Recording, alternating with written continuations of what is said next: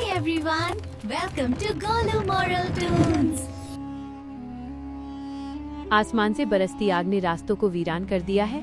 इसी तपती सड़क पर दीनू कुम्हार अपनी फटी हुई चादर से पसीना पोंछते हुए माया निवास नाम की एक आलीशान कोठी के सामने रुकता है।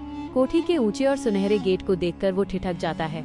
मैनेजर गजराज हाथ में डंडा लिए बाहर निकलता है।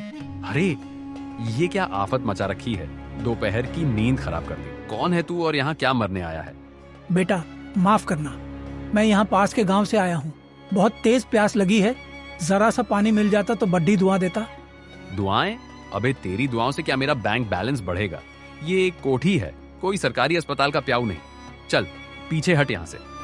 बेटा प्यास लगी है, बस एक घूंट पानी इंसानियत के नाते पिला दे। मैंने सुना है इस घर के मालिक बहुत बड़े आदमी हैं। ये कोई धर्मशाला है या तेरे बाप का घर?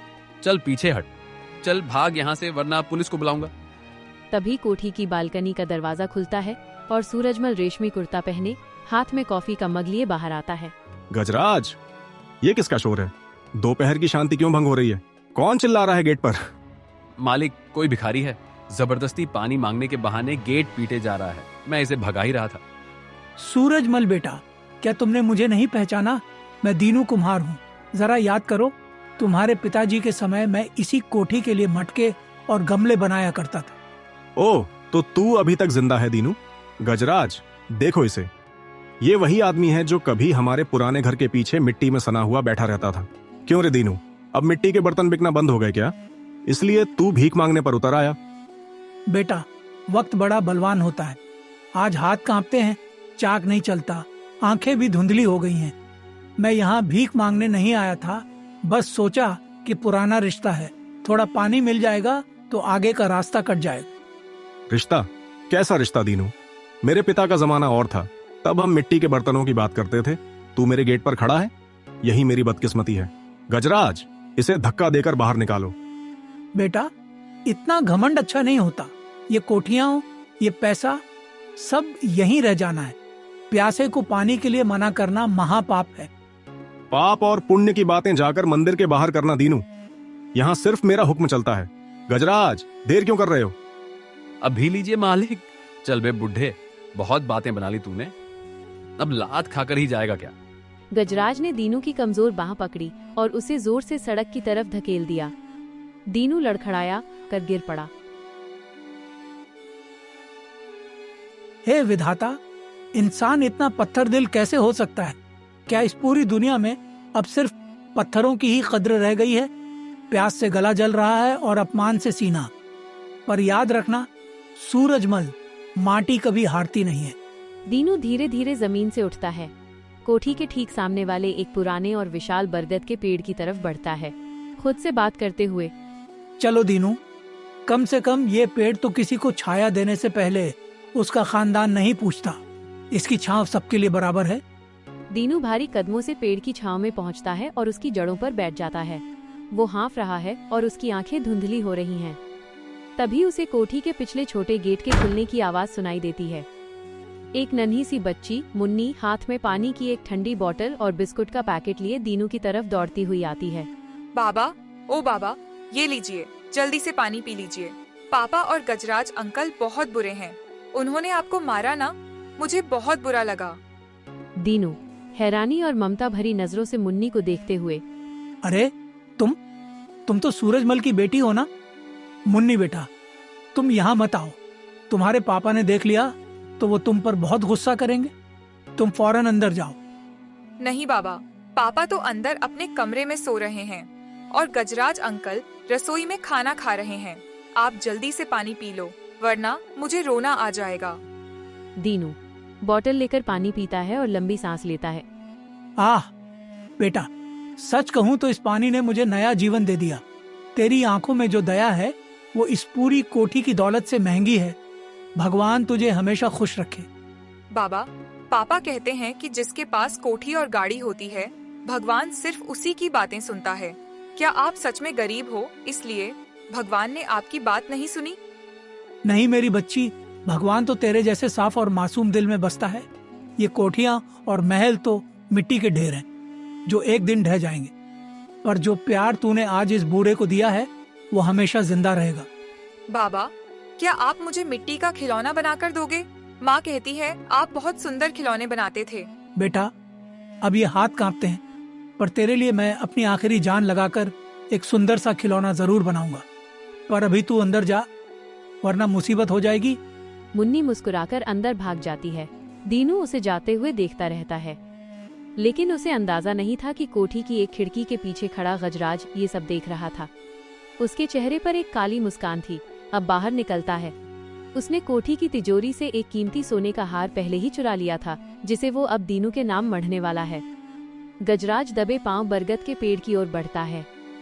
गजराज चुपके से दीनू के फटे हुए झोले में वो सोने का हार डाल देता है और फिर अचानक शोर मचाना शुरू कर देता है।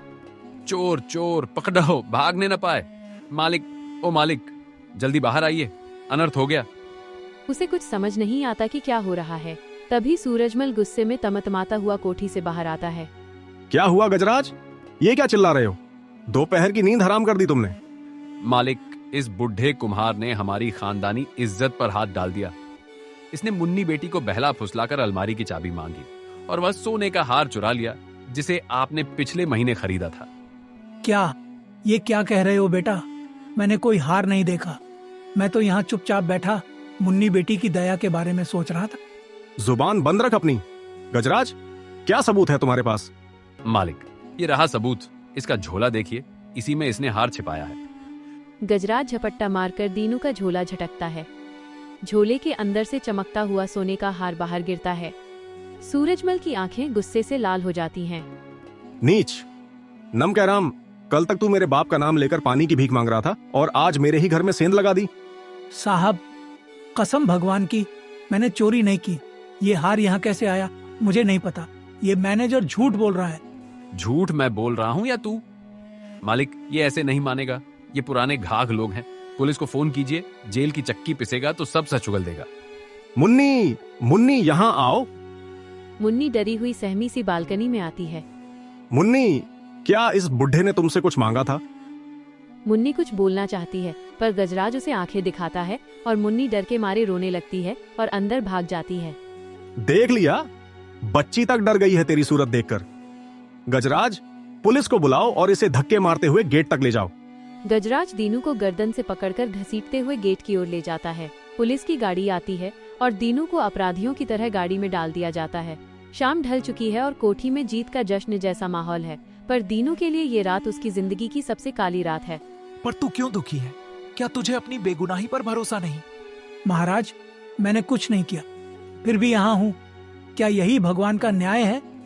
सत्य को तो हमेशा से ही सूली मिली है दीनू, पर याद रख, जिसे तू अपनी हार समझ रहा है वही तेरे उदय का कारण बनेगी।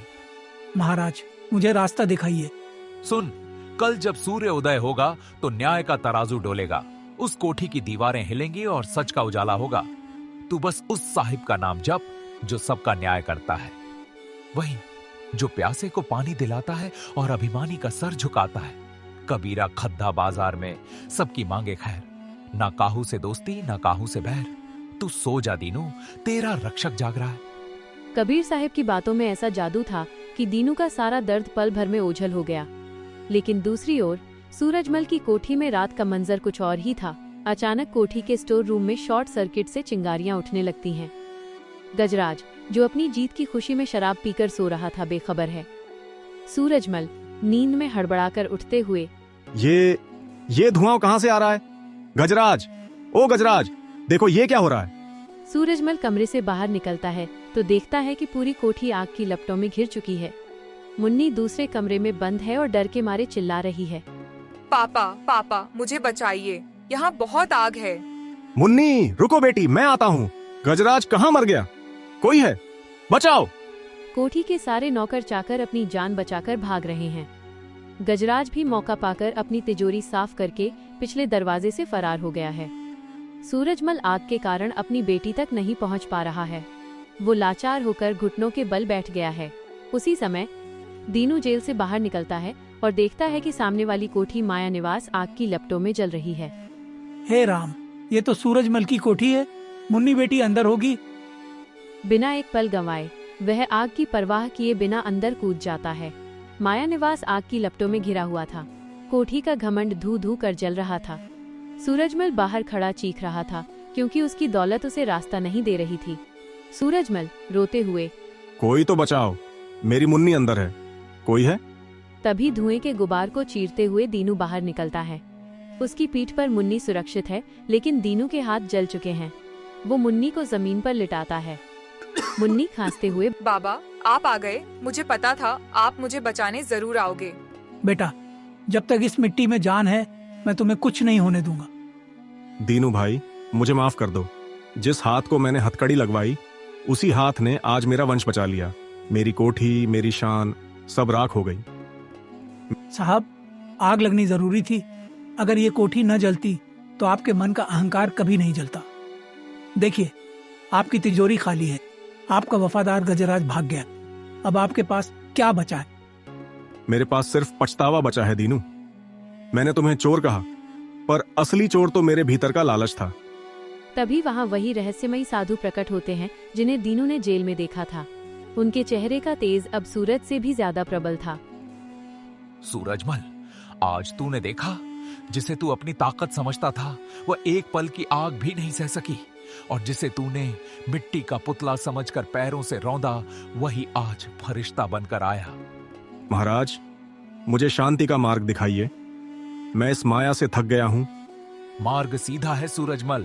साईं इतना दीजिए, जा में कुटुंब समाए, मैं भी भूखा ना रहूं, साधु ना भूखा जाए। भगवान महलों में नहीं, इंसान की सेवा में है। आज से अपनी दौलत को तिजोरी में नहीं, भूखों के पेट में जगह दे।